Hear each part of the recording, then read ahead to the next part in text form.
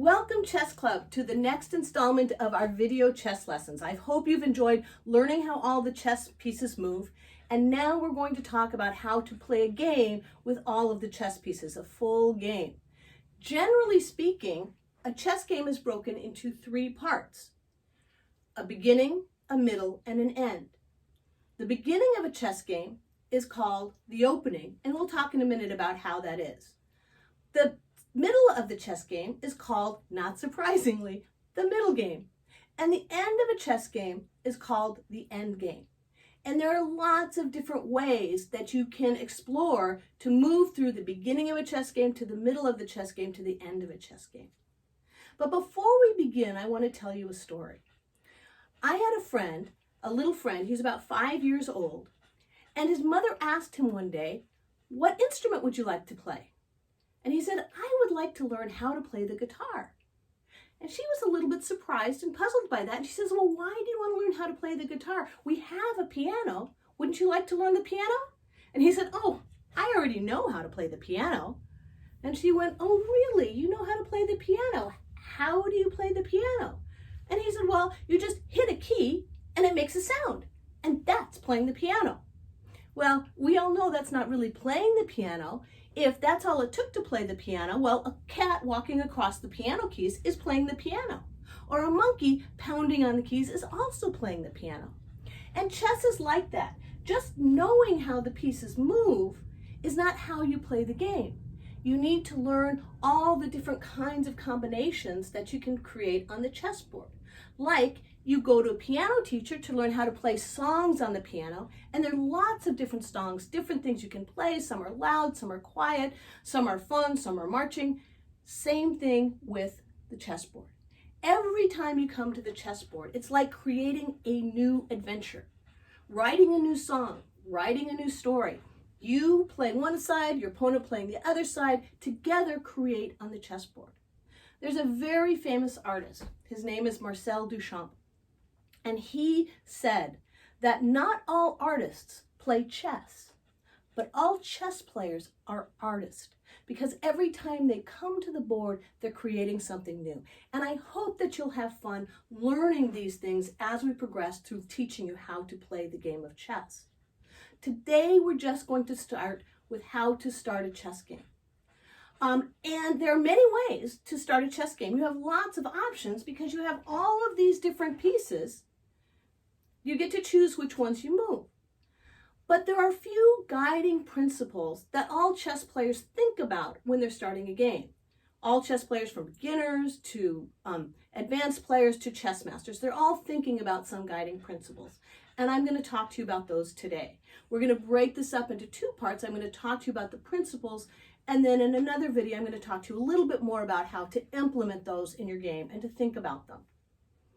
So the three guiding principles are: one, control the center of the board, because that's where your pieces tend to be more powerful.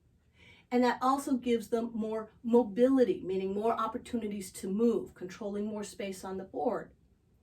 So you want to control the center.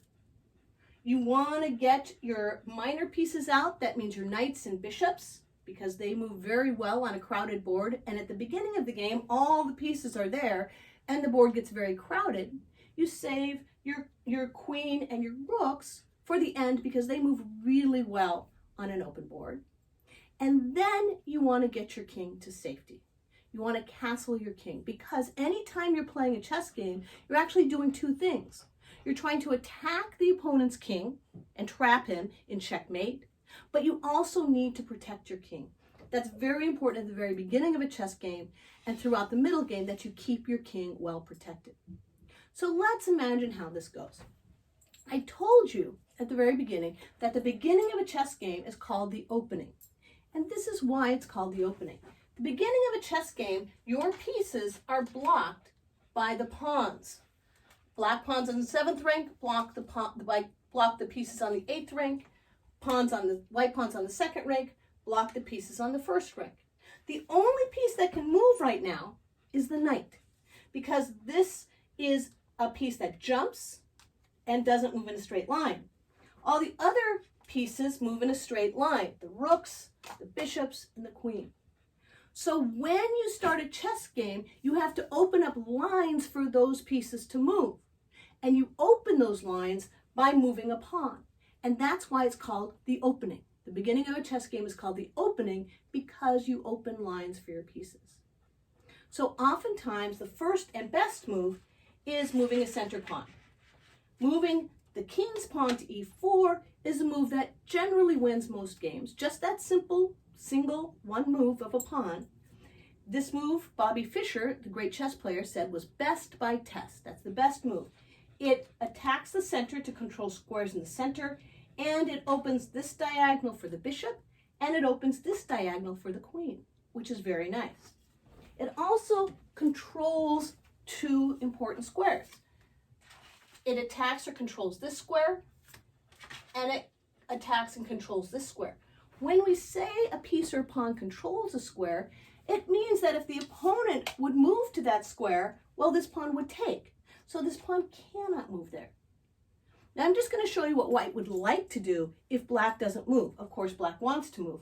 But what white would love to do is get two pawns in the center. Two pawns in the center creates a very powerful force field.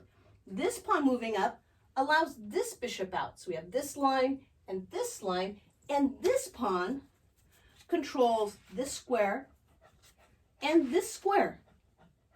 So already with two pawns, these pawns by themselves are controlling four squares, and because they have opened up lines for the bishops, the bishop comes out and controls this square on this diagonal.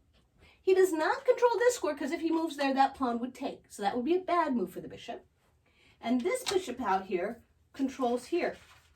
Now notice, just with two pawn moves, you're controlling the fifth rank, putting pressure with this force field of stars on the black pieces.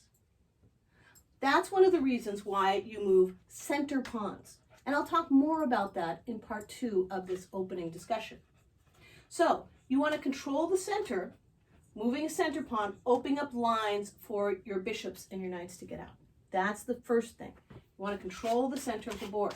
The other reason you want to control the center and move your pieces to the center is, think about it. You don't know if black or your opponent is going to castle to the king side or the queen side.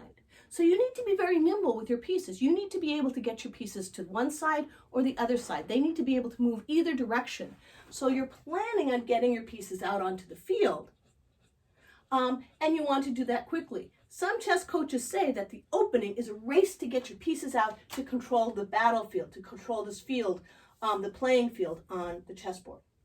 So black knows that white wants a two-pawn center. So let's give black a move. White moves here. Black does not want white to move here, so they also move a center pawn to this square. Now this pawn controls these two squares, and this pawn also is letting this bishop out. Okay? So you created this two-pawn center. You move a center pawn. The next idea is you want to get out your minor pieces. Your minor pieces are your knights and bishops. They move really well on a crowded board. The knights can jump, and the bishops can slip through on the diagonal. So those pieces you want to get out.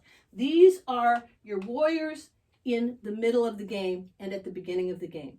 You want to save your rooks and your queen for later on because they move really well on an open board.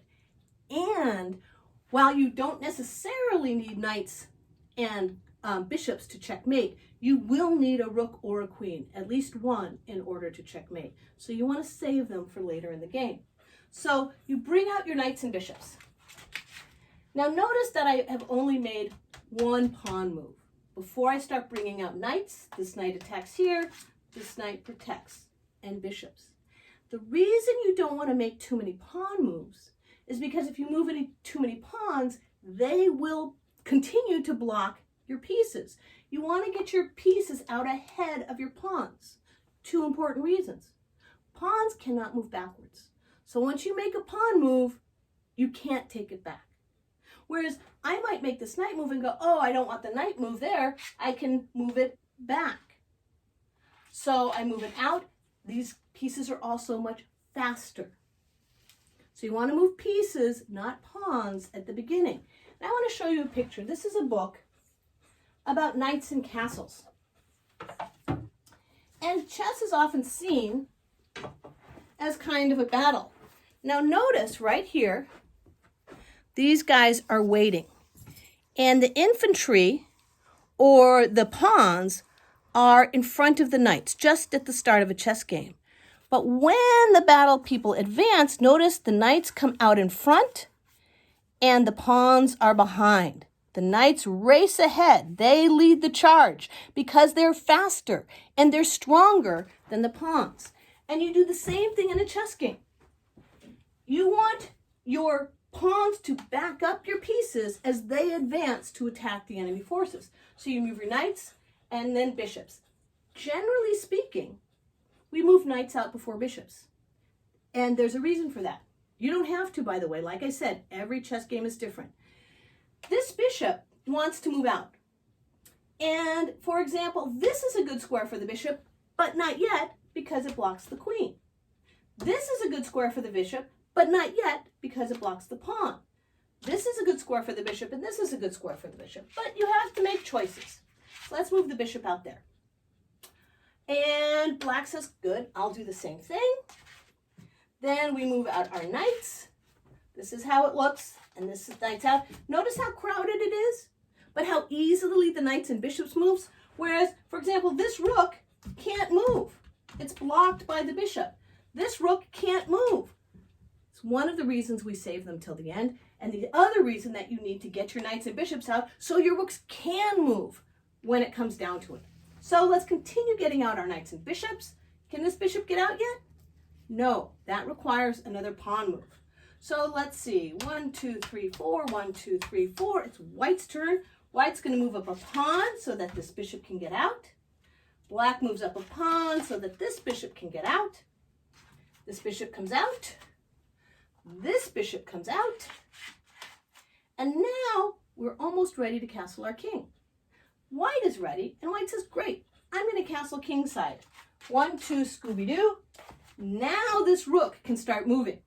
This rook can come out here, or when we move our queen, it could come out here. This rook is no longer locked in the corner, and it is protecting the king. Black wants to wait. They're going to move their queen here.